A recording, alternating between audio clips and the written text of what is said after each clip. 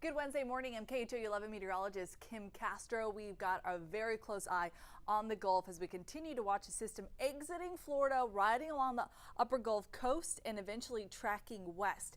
Does this system get a name? It might not matter because we are collecting quite a bit of tropical moisture, and with that flinging in our direction, it is going to have some sort of impacts, if not directly over Houston, very close by. Right now, as of the 7 o'clock advisory from the National Hurricane Center, we're still looking at what is a tropical wave, an area of interest 93L. If it gets enough organization, and as you can tell right now, is really widely spread, not well organized.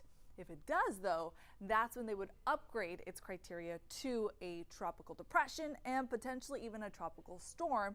If we do see that happen, it would get the next name on the list, which is Dexter.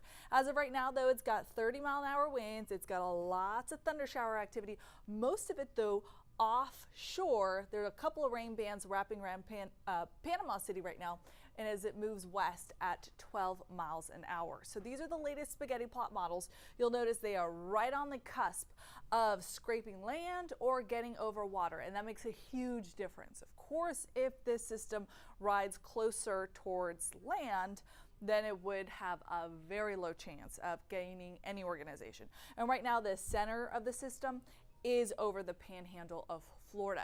Now this starts to migrate a little bit further south and starts getting less disrupted by land and gets more aid from warm Gulf waters. That's when it could get better organization and potentially pick up a little bit more intensity. Right now, a lot of the models are pretty split on that.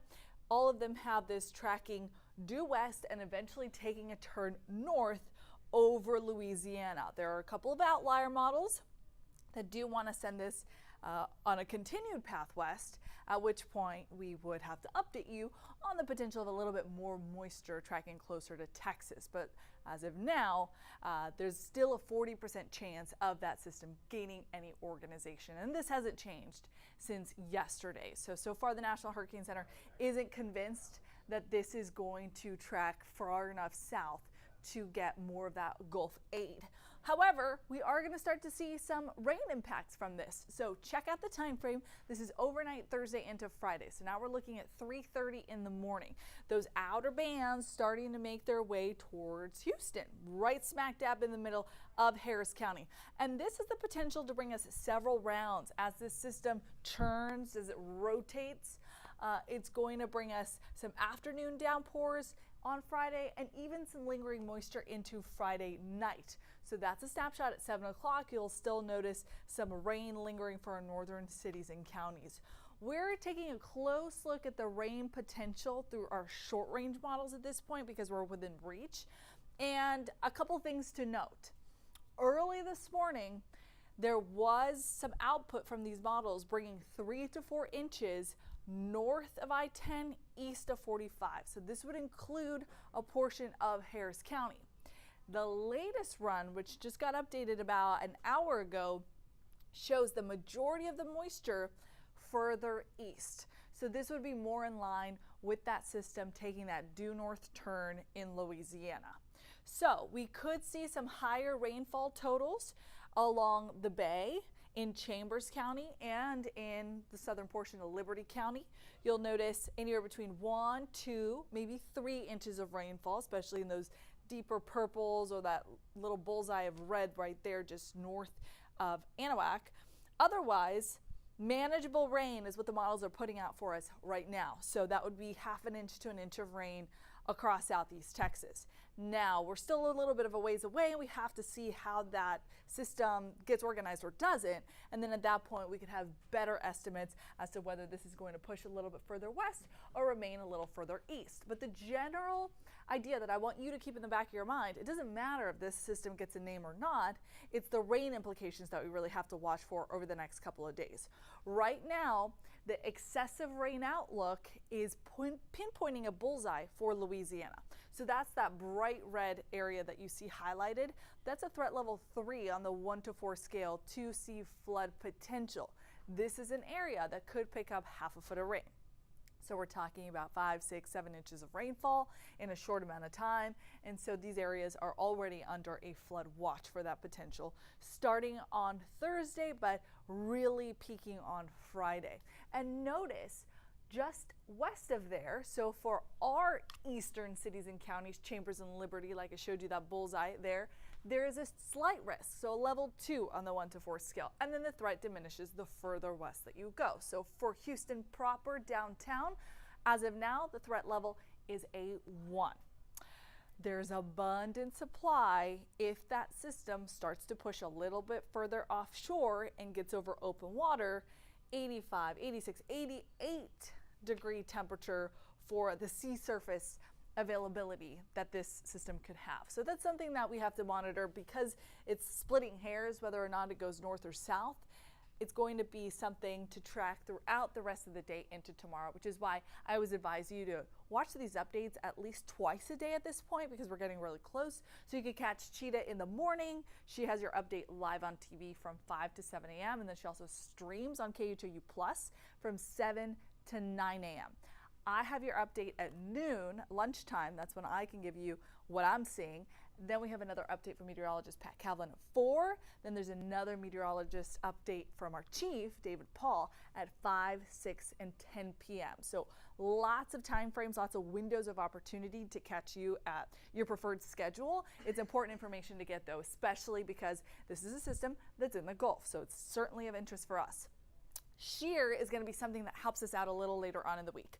So right now, this closed low is a little further north that the model is putting out, so it's actually not getting interrupted by too much shear just yet. It's not going to be very interrupted as we go into tomorrow either. It's once we head closer to Friday that it starts to encounter a little bit more disruption and could potentially be a little bit less organized. What I'm seeing right now on visible satellite imagery, you'll notice I can see the center of circulation is right over the Panhandle, somewhere just north of Sugar Mill Woods, and you'll notice the convective field from it is really displaced. So this is far away from the center of the motion of the storm. So that's why the National Hurricane Center is not really heightening the potential for this becoming a named storm just yet because it's really not seeing the ingredients. It needs, first of all, to get some organization. It needs a little bit more intensity, and it needs to really develop that warm core. So unless those ingredients are at play, they are going to keep this as a tropical wave as of right now. But as soon as we see any indicators that this is starting to consolidate a little bit better, that's when we'll update you as to if it gets upgraded to a tropical depression or potentially even a tropical storm. So one more time, here's a look at future track so you can see what to expect as we go into the rest of the work week. So for today, this is mainly going to bring outer rain bands to the Florida Panhandle. It is going to bring some moisture to Mississippi and Alabama, and then eventually it gets to New Orleans. That's going to be an area that has to watch this carefully because this could be repeated rounds of rain training thunderstorms that sit over the same spot for a long stretch, and that could be a flood concern Thursday even into Friday. So from there, we'll have to watch the storm as we get into our end of the work week. So Friday is going to be the time frame for us to watch. I think by Saturday, things look a lot better. Lots of that moisture starts to lift north, and at that point, it is completely over land and it completely gets disrupted. Again, we'll be watching this one closely. It's close to home, so it's something that is going to be of interest for us and potentially system that alters our plans, especially for our Friday. If we see repeated rounds of rain during the overnight, during the afternoon and evening, we'll have to monitor the potential of ponding, high water spots, and even localized street flooding. From what I'm seeing right now, from the rain accumulation, so far so good for Houston and really for Texas.